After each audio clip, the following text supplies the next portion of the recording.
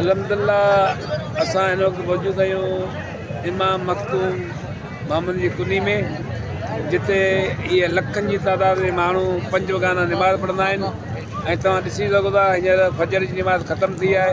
हीअ जेके बि परे परे खां पूरी सिंध मां पंजाब मां पांधीड़ा आया आहिनि, इहे पंहिंजे पंहिंजे घरनि मां वापसि वञनि पिया ऐं बाक़ाइदा जेको 5 वक़्त निमाज़ पढ़ी वेंदी आहे।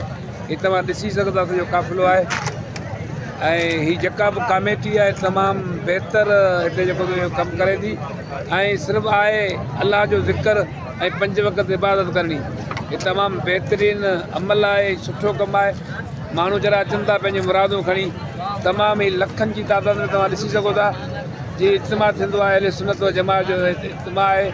मखतूम इमाम जी कुनी जंहिं पंहिंजो अखियुनि जा नूर कढी छॾिया हुआ, जंहिंसां नबी सल्लल्लाहु अलैहि वसल्लम वाइदो कयो त 5 वक़्त कंहिं बि हिकु टाइम में तुंहिंजे हिन महफ़िल में हूंदसि। सो इन हवाले सां माण्हू जो जरा अचनि था हिते माशाअल्लाह तमामु लखनि जी तादाद में। ऐं हीअ असां सां ख़लीफ़ो मोहम्मद उमर दर्स मौजूदु आहे। पाण इन खां बि तसला पींदासीं। ख़लीफ़ा असां हिन महफ़िल जे बारे में थोरो ॿुधाइजो। माशाअल्लाह ॾाढो महफ़िल में रूहानी सुकून आहे। हिते 5 वक़्त जी नमाज़ बा जमात अदा कई वञे थी, जंहिंमें सादात ईरान उज़ाम मशाइख़ उज़ाम वॾी तादाद में शिरकत कंदा। अल्हम्दुलिल्लाह ॾाढो रूहानी सुकून में तमामु बहितरीनु। ऐं हीअ तमामु हिते लखनि जी तादाद में माण्हू अचनि था ऐं इंतिज़ामिया बि हिते अचे थी ऐं पुलिस बि पंहिंजो कंट्रोल सुठो रखे थी।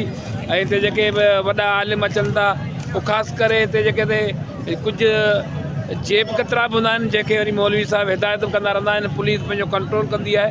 पर तमामु ई वॾो इज्तिमा आहे जेको अल्हम्दुलिल्लाह पंहिंजी पुॼाणी ते पहुतो आहे ऐं बख़ूबी को बि अहिड़ो को मसइलो कोन थियो।